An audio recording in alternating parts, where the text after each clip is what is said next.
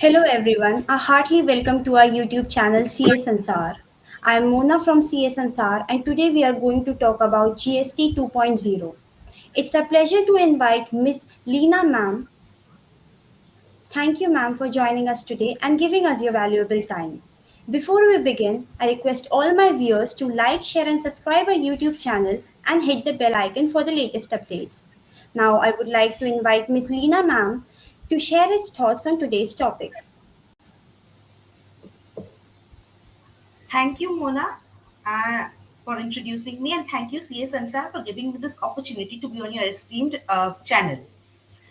Today, as Mona rightly said, we will be talking about the most discussed topic, GST 2.0. So, what exactly is GST 2.0? Lately, we've been hearing a lot about it. These are the reforms introduced on 22nd September 2025. But what exactly is it? Is it GST the way we know it? Have we done away with GST the way we know it? And what was the need for a reform to the existing GST structure? Now, first things first, GST 2.0 is not another GST, it is merely an upgradation of the GST the way we know it. It is an improved version of GST. Question now arises that what was the need for a GST 2.0? Before we delve into that, let me tell you, GST, the way it was introduced in 2017, was one of the biggest tax reforms that our country witnessed. Uh, as because prior to GST, we had multiple indirect taxes in our country: central sales tax, VAT, excise, octroi, entertainment, and states had their own indirect tax systems which were not aligned with each other. So each state had their own system, creating a lot of confusion. To address this major problem, GST was introduced so that we have one nation, one tax. There would be a uniformity of indirect tax over the entire country. Having said that, once GST was implemented over these 8 years or so, a few gaps have been noticed in the day to day working of the GST. These gaps or challenges create a hindrance in the smooth functioning of GST and attain the very objective that was sought to be attained. To address these gaps, GST 2.0 has been introduced as reforms to the existing GST system, specifically uh, addressing the problems that are faced on an all India level on a day to day basis. So, what are these reforms that we are talking about? These reforms are in the nature of these uh, f- uh, items which have been sought to address issues of tax structure. We have simplified the tax structure. GST 2.0 aims at reducing compliance burdens, and one of the most important objects that GST 2.0 aims to attain is boost economic growth by making day-to-day items more affordable. How does GST 2.0 reforms seek to address these gaps? It's a threefold process. One is the rate rationalization, which is most talked about and what all of us know about. Then measures have been introduced to facilitate trade. And third, and most important, is operationalization of GST appellate tribunal. Today, we will be talking of each of these changes and the impact it has.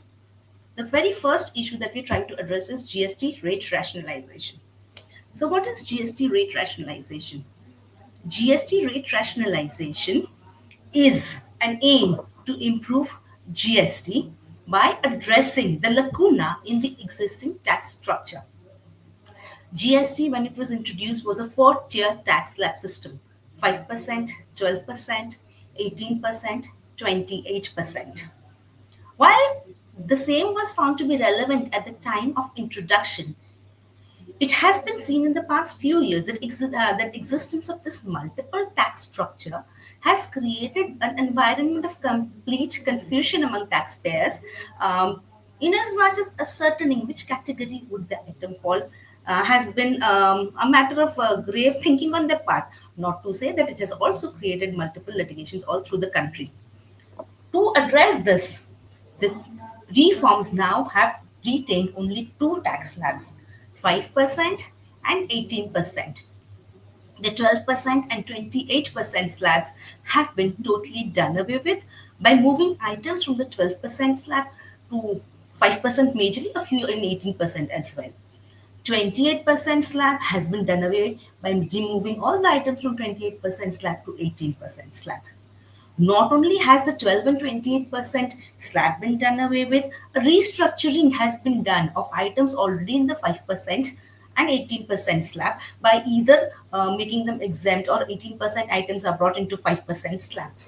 These items of recheck are mainly items of day-to-day usage, at least of 12 and 18 and 5%. I'm talking about their ghee, butter, cooked chocolates, packaged namkeens, um, kitchenware, items that are used on a day-to-day basis. One most important item that has been addressed in the system is the health insurance, which was earlier in the 18% slab, now moved to 0% slab. Children's stationery has also been removed from the 12 and 5% slab to an exempt category.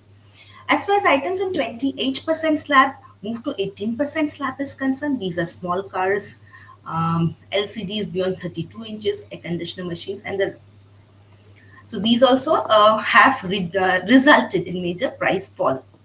Apart from this tax slab restructurization, another thing that has been done in the rate rationalization reform is that the compensation cess, which was earlier a part of the GST, has been done away with, and instead of compensation cess, a tax slab of 40% has been introduced on select demerit goods. So these are the rate rationalization that has been done. Of course, from the business consumers' point of view, there will be major benefits because this will make a lot of items cheaper. Since these price rate reductions are aimed at items of day-to-day usage, the household expenses will reduce substantially. Items of necessity like health insurance will become more affordable because tax has been done away with. Small cars and ACs would become more affordable. In fact, gyms and salons have also reduced the rate of taxation from earlier 18 to 5%. So, and this is from the consumer's point of view. What about the business point of view?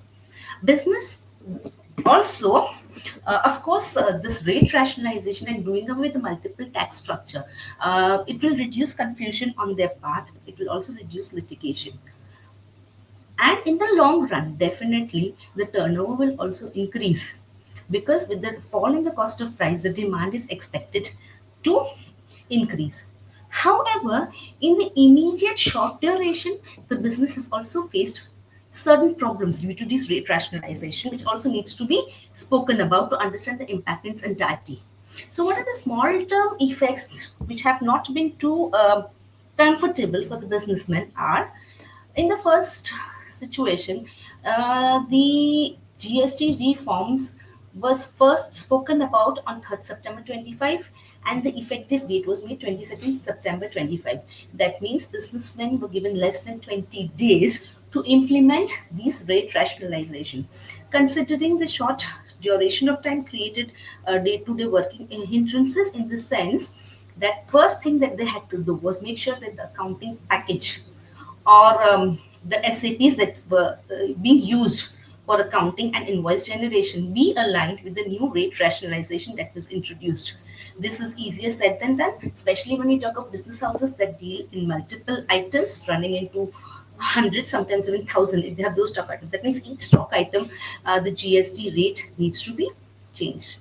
Second, they had ongoing contracts with several vendors at the old GST rates. These had to be looked into and changed to meet and be in alignment with the new GST rate.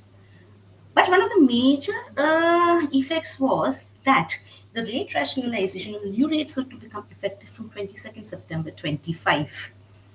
And as on the eve of 22nd September or night of 21st, businessmen had stock lying in their houses which were brought at higher rates. That means it creates a situation where goods bought at high rate were to be sold at lower rates. And since most of the items were declared exempt, it also might be a situation where the tax paid goods would now be sold at 0% tax. This resulted in ITC being blocked in stocks. This problem also became more pronounced in case of people who had paid compensation cess because compensation cess would cease to exist from 22nd September 25. Therefore, what happens is compensation cess would not be adjusted against any GST. So there is still no clarity whether they can seek a refund of it, or whether to add it to the cost, or whether they can add it to GST. These are kind of problems the businessmen have faced in small duration. Of course, in the long run, these problems would automatically be dealt with, and uh, it will be also negated by the expected boost in sales. So this is rate rationalization. But as I told you that GST reforms, rate rationalization was but one part. Another important part was measures to facilitate trade. What were these measures to facilitate trade? Uh, so these measures to facilitate trade were in the form of change in the system of making refund available to exporters and manufacturers who were facing inverted duty structure.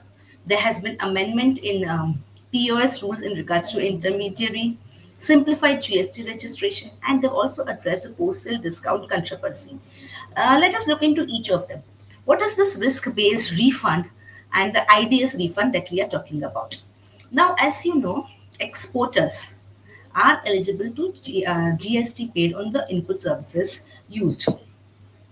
Now, these refunds were available. Similarly, manufacturers who made domestic sales where output tax was lower than the input tax were eligible under inverted duty structure to seek a refund of the higher rate of tax paid on inputs. Now, these refund of ITC for exporters as well as inverted duty structure refund were available online. The claimant for the refunds had to file refund application forms along with necessary documentation, which were then subjected to scrutiny by the refund issuing authorities. They may have several questions in relation to these refunds. Notice would be issued seeking further clarification and documentation. If required, based on the analysis, refund would be either issued in full, sometimes a part of it might be rejected, and a partial refund may be issued, and sometimes the refund may be rejected also. Of course, when the refund is rejected, one always had the option to file an appeal. But all this was very time consuming for a businessman, because till the time proper refund is received, their working capital is blocked over there. This obviously created liquidity crunch in their hands, which was one of the major problems that most of these exporters and IDS manufacturers were facing. To address this, GST 2.0 has introduced a system of refund of 90% of the claims upfront based on the risk analysis undertaken by the system. What does this mean? This means that the system would analyze the risk associated with the refund. In case it is a low risk case, 90% of the refund claim would be made immediately without scrutiny. This definitely is a very welcome move, because this would ensure that the liquidity crunch that we face would be done away with and create a more robust system, both for the exporters as well as IDS manufacturers. Another important amendment that has been brought about is doing away with the POS provision for intermediaries. Now, what used to happen whenever an intermediary used to export, rather provide service to recipients out of India, even if they met all the conditions of export of service, they would not be eligible to claim refund of GST paid, unlike exporters, because in case of intermediary there was an exception clause which stated that in case of intermediary, the place of supply of service would be the location of the intermediary.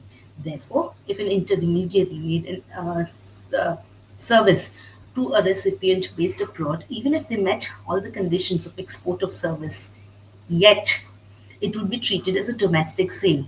This put them in a situation wherein their services would cost more to the service recipient abroad, as they will not be able to claim any input on the GST that they have to pay.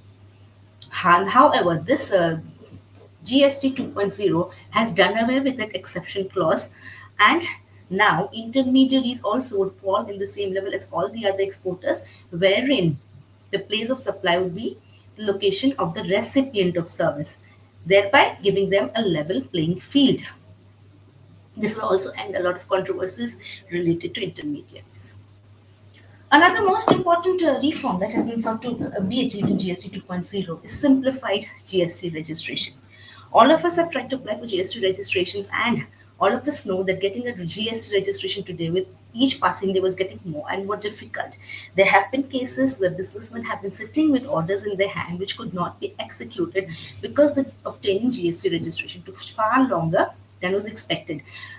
Multiple questions would be asked, several documents would be sought. There was no uniformity of approach through the entire country.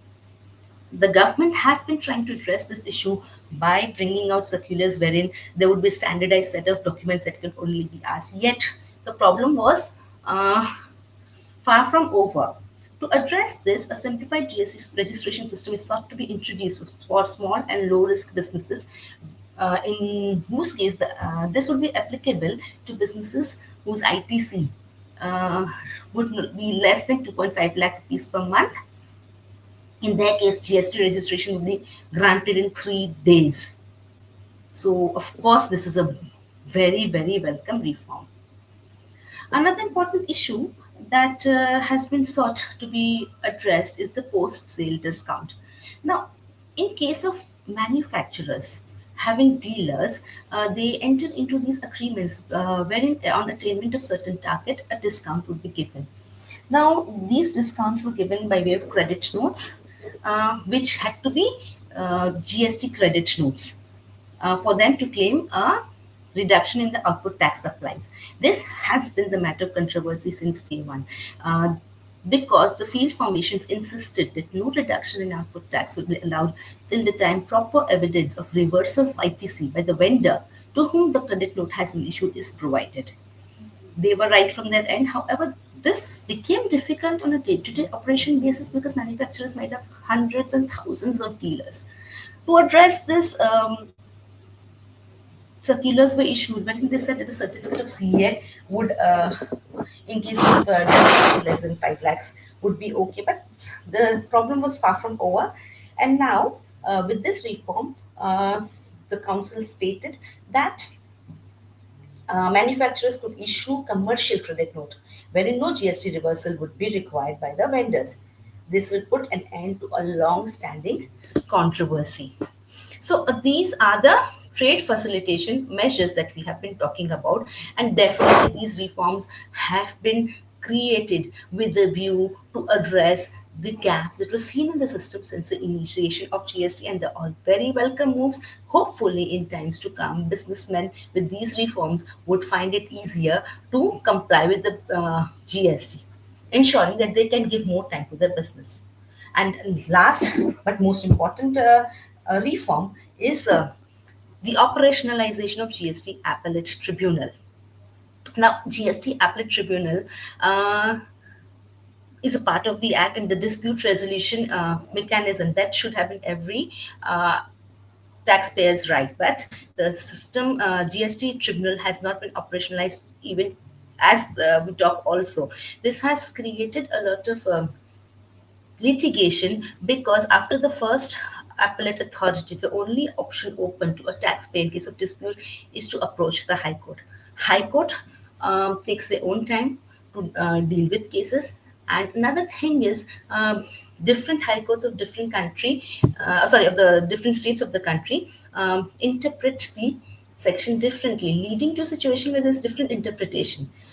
So, initiation of GST appellate tribunal was of foremost importance. Now, with this reform is addressed specifically to start operation of GST appellate tribunal in the shortest time. Dates and timelines have also been served, and very soon we'll have a full functioning GST appellate tribunal. Not only will this be useful for taxpayers as they will have a dedicated body for GST problems, it will also make sure that there's a uniform interpretation of GST law all over the country. So these are the reforms uh, that have been brought about: rate rationalization, um, removal of place of supply definition for intermediary, post-sale discounts, refunds, simplified registration, and operationalization of GST. These are, of course, what I've discussed is in very, very brief the reforms brought and the impact of which has been explained in very bird's eye view manner. And in case of any query, clarification, please feel free to reach out to me. So that is all from my end. Thank you so much, ma'am, for explaining it too well and giving us the most valuable time. And as I told earlier, so please like, share, and subscribe our YouTube channel and hit the bell icon for the latest updates. Thank you so much. Thank you, Mona. Thank you, CS Ansar, for giving me this opportunity.